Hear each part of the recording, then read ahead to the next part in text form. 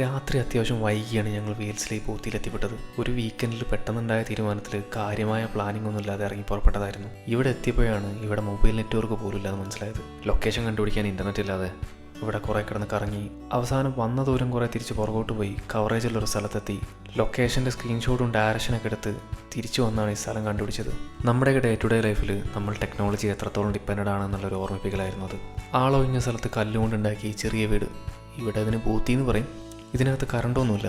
അവിടെ കണ്ട 2 മെഴുകുതിരിയൊക്കെ കത്തിച്ച് അടുത്തുള്ള കാട്ടിൽ നിന്ന് കുറച്ച് വിറകൊക്കെ കൊണ്ടുവന്ന് ഒരു ക്യാമ്പ് ഫയറൊക്കെ സെറ്റാക്കി അതിൽ ഞങ്ങൾ കൊണ്ടുവന്ന് ചിക്കനൊക്കെ ചുട്ട് ഞങ്ങൾ ഡിന്നർ സെറ്റാക്കി. നല്ല നിലാവും തണുപ്പൊക്കെ ഉള്ള ഒരു രാത്രി ഇങ്ങനെ പാട്ടൊക്കെ കേട്ട് തീയൊക്കെ കാഞ്ഞ് ഞങ്ങൾ കുറേ നേരം സൊറ പറഞ്ഞിരുന്നു. ഈ ബൂത്തിക്കകത്ത് ബെഡൊന്നുമില്ല. ഞങ്ങൾ കൊണ്ടുവന്ന പുതപ്പൊക്കെ ആക്കി ഞങ്ങൾ സുഖമായി ഉറങ്ങി. രാവിലെ നേരം വെളുത്താണ് ഈ സ്ഥലത്തിൻ്റെ ഭംഗി ശരിക്കും കാണുന്നത്.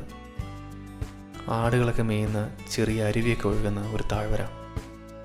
അവിടെയൊക്കെ ഒന്ന് നടന്ന് കണ്ട് ഞങ്ങൾ ബൂത്തി ചെക്കൗട്ട് ചെയ്തു.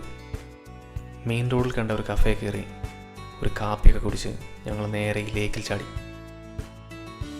നല്ല തണുത്ത വെള്ളത്തിലൊരു നീന്തിക്കുളിയൊക്കെ പാസ്സാക്കി ശരീരവും മനസ്സും തണുപ്പിച്ച് തിരിച്ച് ഇംഗ്ലണ്ടിലേക്ക്.